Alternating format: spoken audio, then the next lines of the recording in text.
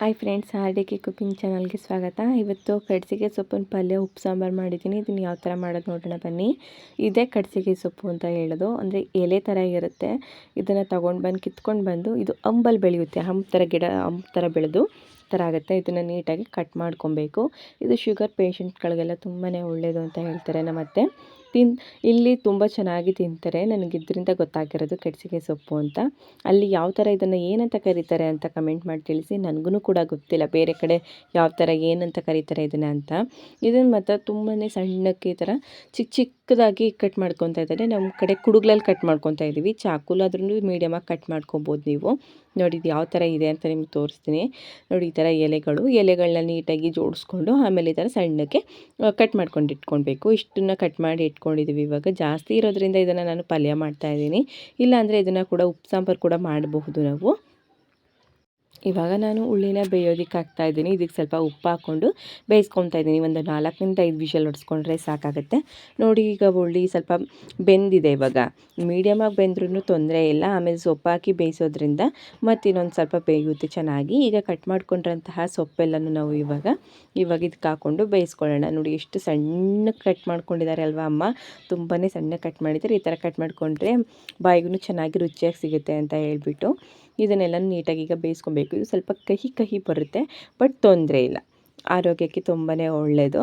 ಈಗ ಆಗ್ಲಿಕ್ಕೆಲ್ಲ ತಿಂತೀವಲ್ಲ ಅದೇ ಥರ ಸೇಮ್, ಬಟ್ ಅಷ್ಟೊಂದು ಕಹಿ ಇರಲ್ಲ.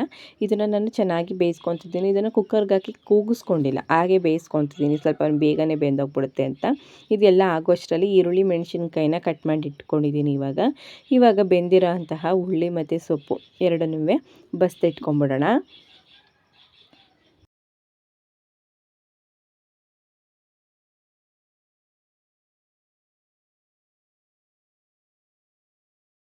ಇವಾಗ ಉಳ್ಳಿ ಮತ್ತು ಸೊಪ್ಪು ನೀರೆಲ್ಲ ಕೆಳಗಡೆ ಬಂದಿದೆ, ಅದೇ ಉಪ್ಪು ಸಾಂಬಾರು.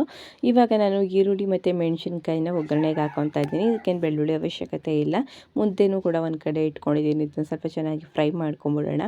ಇದಕ್ಕೆ ಈರುಳ್ಳಿ ಚೆನ್ನಾಗಿ ಇದ್ರೇ ಚೆನ್ನಾಗಿ ಟೇಸ್ಟ್ ಕೊಡೋದು. ಆ್ಯಂಡ್ ಮೆಣಸಿನ್ಕಾಯಿ ಖಾರ ಇದ್ದರೆ ತುಂಬ ಚೆನ್ನಾಗಿರುತ್ತೆ. ರುಚಿಗೆ ಎಷ್ಟು ಬೇಕೋ ಅಷ್ಟು ಉಪ್ಪನ್ನ ಹಾಕ್ಕೊಳ್ಳಿ. ಉಳ್ಳಿ ಬೇಯೋದಕ್ಕೂ ನಾನು ಆಲ್ರೆಡಿ ಉಪ್ಪು ಹಾಕಿರೋದ್ರಿಂದ ಸ್ವಲ್ಪನೇ ಉಪ್ಪು ಹಾಕ್ಕೊತಾ ಇದ್ದೀನಿ. ಇವಾಗ ನಾವು ಉಳ್ಳಿನ ಇದಕ್ಕೆ ಮಿಕ್ಸ್ ಮಾಡ್ಕೊಳ್ಳೋಣ. ಆರೋಗ್ಯಕ್ಕೂ ಒಳ್ಳೆಯದು, ಬಾಯಿಗೂ ರುಚಿ ಕೊಡುತ್ತೆ. ಒಂದ್ಸಲ ಮನೇಲಿ ಟ್ರೈ ಮಾಡಿ ನೋಡಿ. ನೀವೇನಾದರೂ ಮಾಡಿದರೆ ಇದನ್ನು ಇನ್ಯಾವ್ಯಾವ ಥರ ಮಾಡ್ತೀರಾ ಅಂತಲೂ ಕಮೆಂಟ್ ಮಾಡಿ ತಿಳಿಸಿ.